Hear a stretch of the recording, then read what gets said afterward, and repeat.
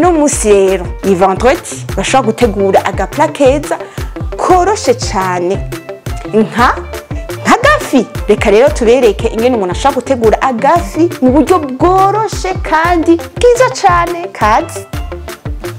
Ubu rero tugomba duteke ifi. Iyi ni ifi yo mu bwoko bwa sangara. File irabaze, irakase mamoso mato mato. Ni ifi yo mu bwoko bwa sangara. Irabaze hama irakase mu bice mamoso mato mato idezose twayikuye ko amahwa yose. Iyi fi rero murabona yuko itose imbere nayikuye muri frigo hama ndakanyira kwa kadimu kugira ngo kinjire. Ivyo dukoresha ca mbere na kadimu, amazi y'indimu imisi yose kugira ngo agabanye ishombo. Amazi y'indimu imisi yose ifi iraryoha, ariko ikintu ca mbere kiryosha ifi kigabanya ishombo kajya kamoto kifi. Ikintu ca mbere na kadimu. Igihe cyose ugomba guteka ifi ifo kwama ufise akadimu. Ayire n'amazi y'indimu sutse kuri ya uyashako kuva karugikura muri frigo kugira ngo zinjiremo neza. Ushamo tudimu amazi makenyi y'indimu, hanyuma ukagerageza bikinjiranamo. Igikurikira kugira ngo iyi fi turiko turayikaranga kubera itose ntize kumata ku ipanu, tuca dushira ifarine, ifu y'ifarine tukayishira aha kuri iyi pla tugomba dushireko kugira ngo yumuke ireke kuba iri kwa amazi. Ifarine rero ca tuyisanza ku kintu gifukuye gutya. Iyi ni ifarine dushanje ahantu tuyisha kugira ngo ifi yacu yumuke. Imbere yuko tuyishiramwo tumaze gushiramo akadimu tuca dushiramo agatungurusumu. Imisi yose agatungurusumu kararyoha. Aka gatungurusumu rero tugashiramo na kamutarde, tukagashiramo n'akunyu.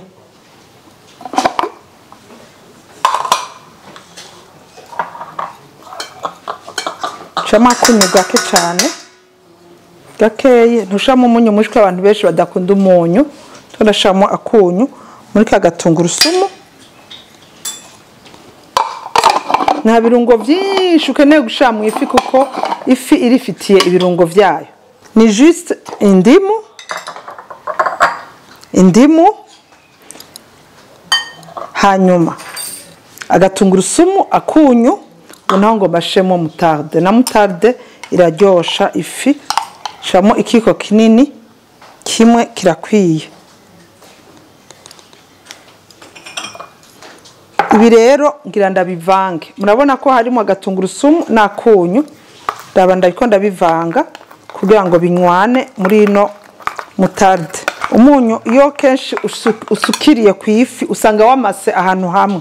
Ni vyiza rero kuvanga n'akamutarde gutya n'akagatunguru bica binywana. Ubu rero ngomba ndunge ifi yanje. Ifi yacu tuyirunga ikiri mbisi. Mu kuyirunga ibirungo vyayo nibi: ca gitunguru n'umunyu. Ubu rero tugomba tuyikure muri ya mazi kugira ngo ireke kujojota, tugabanye amazi yayo. Tubanza guhindukizamo kugira ngo ka kadimu binywane. Hama tukayikuramo ngaha muri aya mazi. Kandi aya mazi nituyasesa turaza kuyakoresha. Murabonye ko ndiko ndazaronda zikura muri hamwe na shamu indimu kugira ngo ndazishemo ko ivyo bindi birungo bitakirimo amazi y'indimu. Ejanye yumutse kugira ngo ibirungo vyanje ntibihere muri aya mazi. Agafi karagira agashombo kakakugumako. Ni vyiza ko umuntu aba afise utuga mu gikoni kugira ngo ashobore kuvanga binywane neza. Ubushaka mvange vya birungo vyanje ndabinywanishe na twa turungo nakora. Ndashira muri zafi.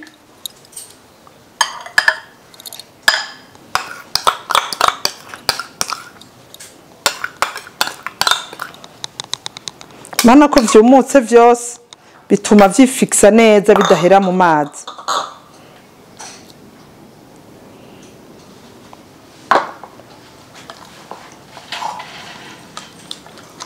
Ubu ndiko ndarunga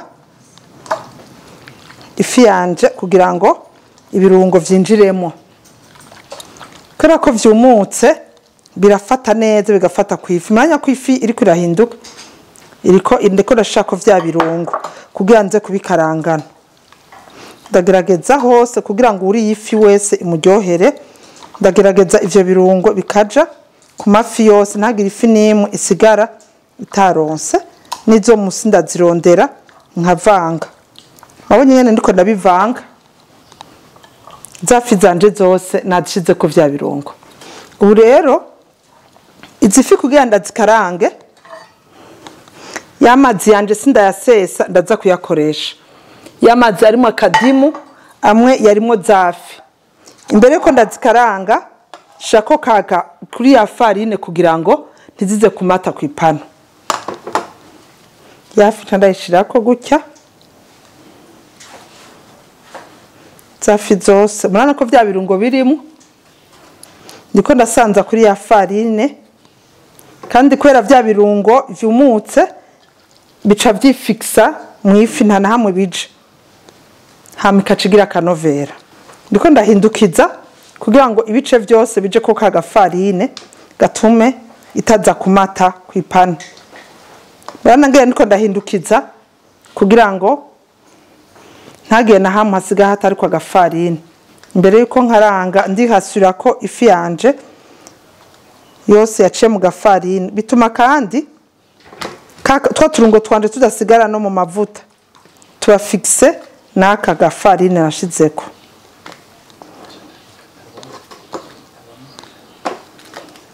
Urero ndahejeje gushira ifi yanje namarije kwirunga.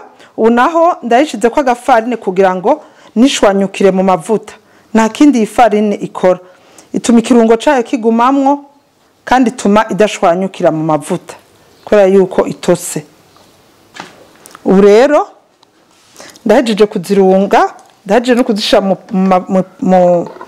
mu ifarine. Igikurikira no kuzikaranga. Ngiye kuzikarangisha aya mavuta anyuranye na ya matune sora yo rero urayateka. Ana matune sora anyuranye na ya olive oil ya mavuta twaza turakore umuntu akoresha amasalade afungura atabanje guteka.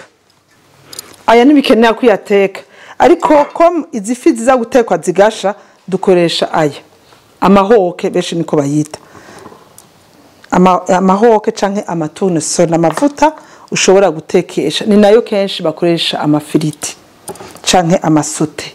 Ibintu byose uteka umwanya munini ariko aya ma oil d'olive yanyo uyajya ari mabisi cakasha mu gasalade canke kashira mu bintu cufungura ubwo nyene utabanje guteka umwanya munini. Ntakeneye gutekwa umwanya munini. Uburengomba ntangure guteka ifi zanje. Ubwa mbere ndazana ipanu nkayishirako yonyene ntashaka amavuta. Igafata umuriro hama nkashirako amavuta yonyene kandi agasha neza. Ubu rero cette fois dushamo amavuta akwiriye dushamo duke kwera ngo banteke ifi ishe kandi hishwa n'amavuta gusa nta mazi ushiramo. Vuba rero ndashamo amavuta akwiye ku buryo ifi rana ko ari nininya ishobora gusha ku mpande zose. Ntejeje kuyashiramwo ndarindira agafata umuriro. Iyo ushishiramo ifi uko nyene ica isanzara. None umenya gute ko yashushe neza. Urafata ifi imwe ujiza gutangwa ko gutekesha ukayikozamo ukaraba yuko amavuta yamaze gusha ucubibona ushikanye mu ifi. Mwabonye ko yashizemo umuriro mwinshi.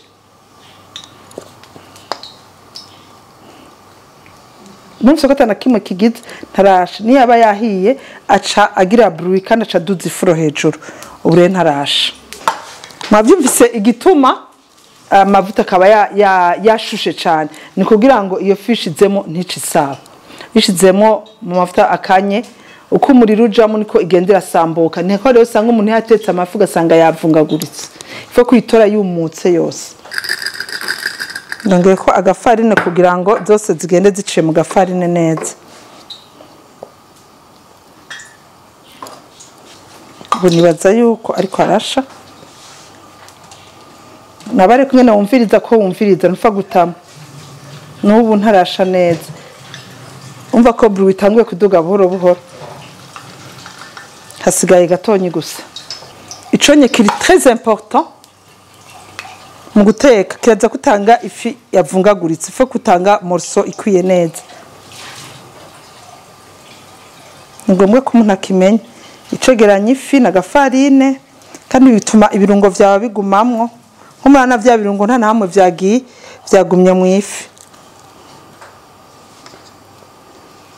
aka gafarine nashize ku ruhande ni kugira ngo aho ubonye hatose ukanyoshe neza ntigende ngo ivungukiremo numvise ko ubunye igize bruit ubu rero yahiye hama mu gushiramo uratondeka ntupfa gusukamo kugira ngo ushiremo izikwiriye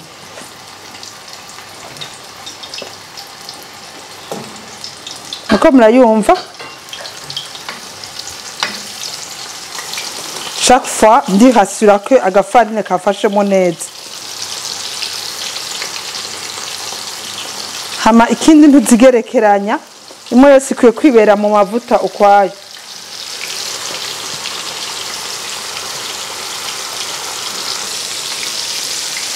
iyo rero uriko urashiramo uko zifata zijamo niko ziyegeranya urarondera ikibanza kugira ngo ushemo izindi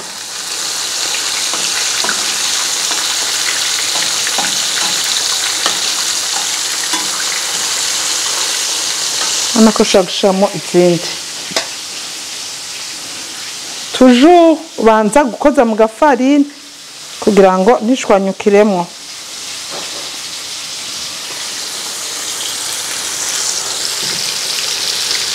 kandi agafarine nta kibi cako naco kica karafasha gusa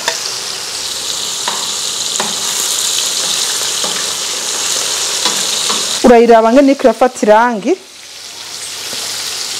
antikanisha kurenza iminota 10 ifi kore amavuta atumisha n'ingoga kandi non plus faut pas kwibabagurika ko turarindira yuko zisha zitaba na gatonyi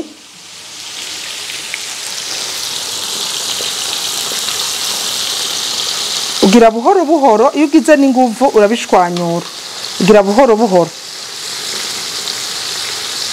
hama rero ubu ndagabanya umuriro gato cyane kugira ngo ntizibabagurike ndagabanya juste gatoyi gusa ako umuriro guma ukwiriye uriko ndagabanya kugira ntizibabagurike kandi ari nkene ko yabishushe cyane nanye ko ngabanije iyo ufise imbabura ushobora kucutereka ko ibuye hirya no hino kugira umuriro iduge cyane cyangwa kagabanya umuriro kugira naho nyene ntizibabagurike ubu rero turiko turarindira yuko zisha zifata irangi amwe mutaziko zirasha kubera ari amavuta azihisha n'ingoga sico kimwe nuko bitetse mu mazi ifi iroroshe gusha sico kimwe n'ikijumbu sico kimwe n'ibigori sha n'ingoga kirazira yuko uyiteka hamwe uruhande rumwe gusa imisi yose uteza kuyitegeza gusha ku mafase yose ubu rero ngomba hindure ndabe ikikwereka ko hageze ukora ko ikaca iduga ahandi bikimasa sivyo ubu rero ndashaka kuyihindukiza iyindi fasi biroroshe cyane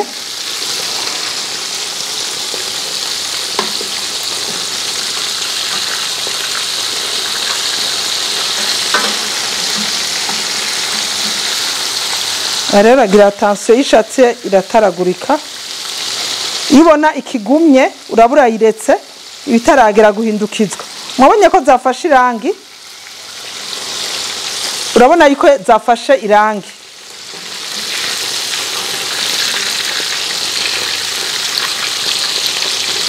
ifi ni ikintu ca mbere gisha n'ingoga gose.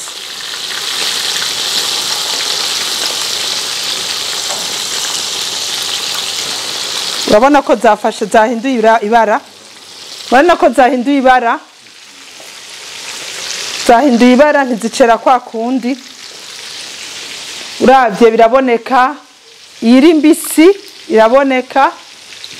Niyihiye iriko irafata irangi iraboneka. Murabona ko bidasa. Eraba izigene ziko zirahindura ibara. Ukure ni kwereka ko zahiye. Ushaka kumenya ko yahiye urabona ko yahinduye n'ibara.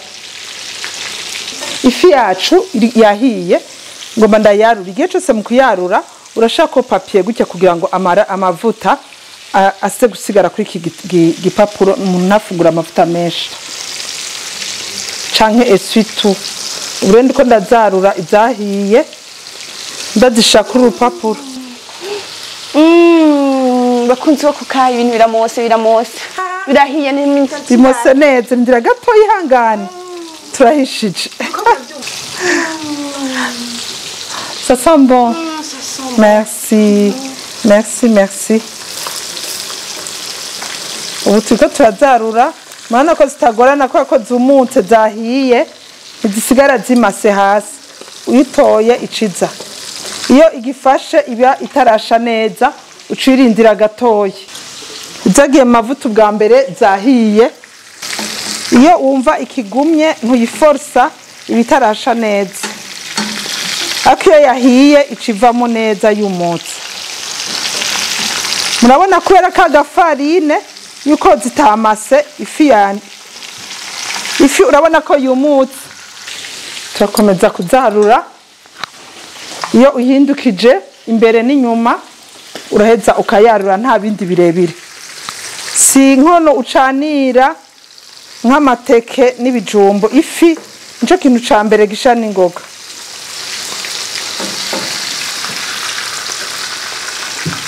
Urabona yuko yumutse kandi yafashe irangi.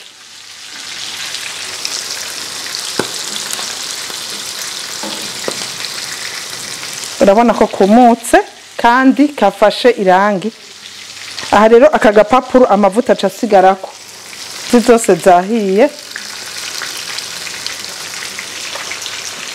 Komeza kuzarura zitagerekeranye kugira ngo zose zigende zirata amavuta.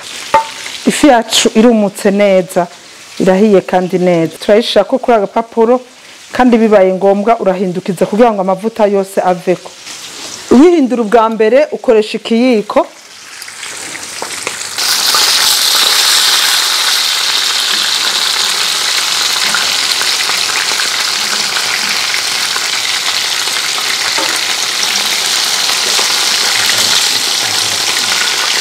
Bisanzwe ziko zirasha. Ubu rero mugabo mu nyuma cha tuzikorera agasose kayo kifi. Ndaberekana ko nyene tugakora biroroshe cyane. Muri aka kanya mpafundikira kubera hari aho itaragurika. Tuya tuntu twavungwaguritse dutoyi twagiye dutaragurika. Nico bituma mubona afundikiye gatoya. Ariko kubisanzwe zirahiye zisa n'izihejeje gusha. Turarura iza nyuma uragira attention kigiza y'umutwe gatoya. Kubera ko zaziko zirataragurika. Nka zose zahiye umwanya wo kuzarura hama tukazihereza. Yavuze ko zimota neza ndazi neza ko ziryoshe kubera twa turungo twose twagumyemwo kandi ifi ubwayo yifitiye ibirungo vyayo. Ifi zacu zirahiye murabona yuko zumutse neza. Ni vyiza ko uca uzifundikira kugira ngo zigumane ubushuhe ntizihore n'akamoto kazo kazigumemo. Ubu rero ngo bankore agasosi kaza. Agasosi mu kugakora ukoresha iyi panu nyene. Iyi panu wakoresheje hari utuvunjivunji twagiye turasigaramwo niyo dukoresha. Mbanza gukuramo aya mavuta kuko ni menshi. Nabonye ko ndakuyemwo yose kubera yuko hajya muri zijya fi harimo amavuta. Hama iyo panu nyene murabe neza ngomba ndashemwo udutunguru. Udutwa dutunguru twanje rakata ko ngomba nkora agasosi ko gushaka kwifi. Ikindi kintu nkoresha ni amazi na mahina amwe namanamo indimu amwe yasigara niyo nshashiramo ntuzi dukeyi urebe nshashira ku ziko. Aya mavuta yasigaye mu bisanzwe asohoka yakarangisha irindi rimwe ifi nyene, sino nta kindi ndayakoza. Aha anye nibikeneye ko shiramo yandi mavuta. Ikintu jewe mpora shiramo kugira ngo bimote neza, ndashiramo akabeurre canke akableba dukeyi cane kugira ngo bimote neza. Kajya gasosi kanje ndiko ndakora kifi, ndashiramo akableba gakenya kugira ngo gahishike igitunguru kandi kamote neza. Ikindi ndashaka gutora kutuhese twasigaye ka gafarine. Aha harimo twa turungo, utuduhese ngaha turimo agafarine gakeyi kagoma nkore agasosi blanche, turimo agafarine karimo turimo n'uturungo na kagafi natwo nyene ndadushiramo. Sa tutupfa gushiramo ifarine nyinshi, nutu twonyene shizemo.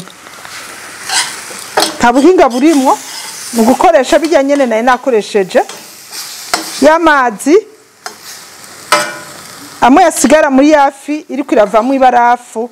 Kakadimu nashiramo nivyo ndiko ndakora agasosi. Aka gasosi rero nashizemo akabreba nongashamo utuonyo na y'amazi gusa, nta kindi, nta bindi birungo na bimwe, nta na bimwe bikenewe kuko ifi ubwayo irifitiye ikirungo cayo Imana yayiremanye yafise akamoto.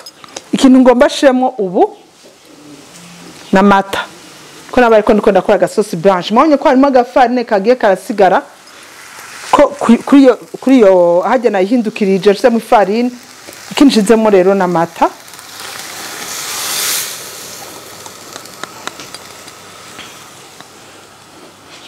Hariho ababikaza bagashamo ni fromage bagashamo nibiki, ntibikenewe. Ubikunda cyane washaka kwishiramo ushemo aya mata gusa birakwiye. Kandi amata uyashiramo mu nyuma wabanje guhindoga akantu kose k'indimu kavemo, sino bica bicika. Ubwo ndiko ndakora ka gasosi, umunyu warusanzwe urimo nta wundi munyu wongeramo. Aka gasosi ndiko ndakora sindakarindira ngo kabire gashe kuko ari amatara ahiye, ari gitunguru cahiye, sindabirindiriza ngo bishe umwanya munini. Ubunye birahiye, hasigaye ko tuvyarura. Ubu unye agasosi kanje karahiye, ntavyo nkeneye guteka ngo bishe birebire kuko uko bananya guhisha kugira umwanya munini niko long cuisson, kuko meza guteka niko wica amayerema yose arimo. Ubu agasosi kanje kahiye, hasigaye ko ndakarura.